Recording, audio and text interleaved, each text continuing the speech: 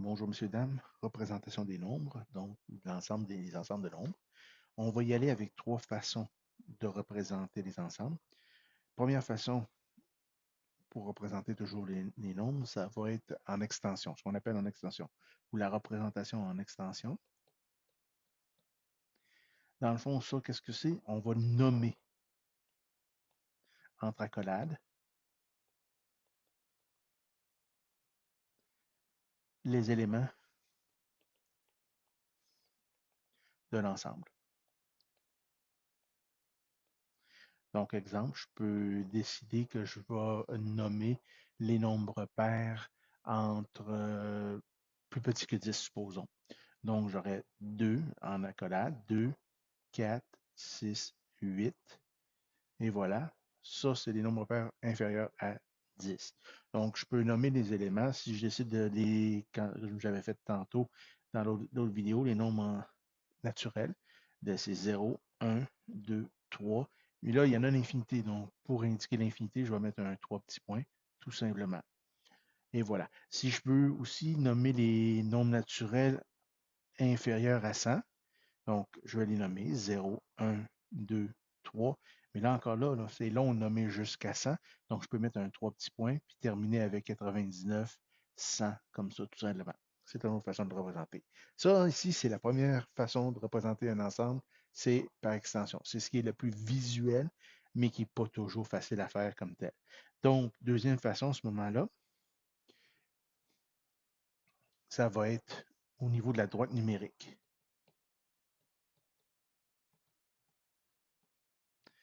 Donc, tout dépendant de ce que je veux représenter, supposons que je veux représenter les réels. Donc, je vais y aller avec des exemples. Donc, les réels entre moins 10 et 10. Donc, qu'est-ce que je vais faire? Est-ce que je vais mettre ma droite? Je vais situer mon 0. Moins 10 est ici. 10 est ici. Donc, tous les réels entre les deux droites, à ce moment-là, ben, je vais les assurer, ou en tout cas, normalement, je fais juste rendre la droite en caractère gras, entre guillemets.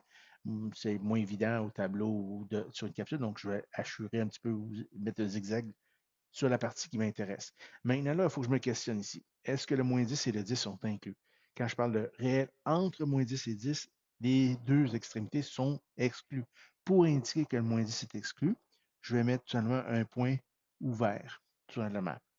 Si j'avais comme exemple les réels de moins 5 à 5, donc j'ai mon 0 encore, j'ai mon moins 5 ici, j'ai mon 5 ici. Donc les réels de moins 5 à 5, ben oui, ça c'est toute cette partie-là, je suis d'accord. Mais là, on se pose la question, est-ce que moins 5 et 5 sont inclus? Ben oui, de moins 5 à 5, donc c'est inclus. Pour indiquer qu'ils sont inclus, c'est un rond qu'on va appeler fermé, tout simplement. Donc voilà les représentations de droite numérique. Un autre exemple, si je veux représenter les naturels, un nombre naturel, voilà, inférieur à 10. Donc voilà ma droite numérique.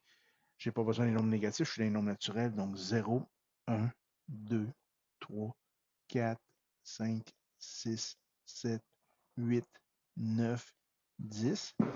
Et pour indiquer qu'ils sont inclus, là, est-ce que je vais assurer ou est-ce que je vais rendre le caractère, la ligne grasse? Non, parce que les nombres entre 0 et 1 ne sont pas là, entre 1 et 2 ne sont pas là, entre 2 et 3 ne sont pas là, donc il faut que j'y aille un point à la fois. Donc, nombre inférieur à 10, ben 0 c'est inférieur à 10, donc il est inclus, 1 est inclus, 2 est inclus, 3 est inclus, ainsi de suite. J'aurais peut-être dû faire mon exemple inférieur à 5, ça a été moins long.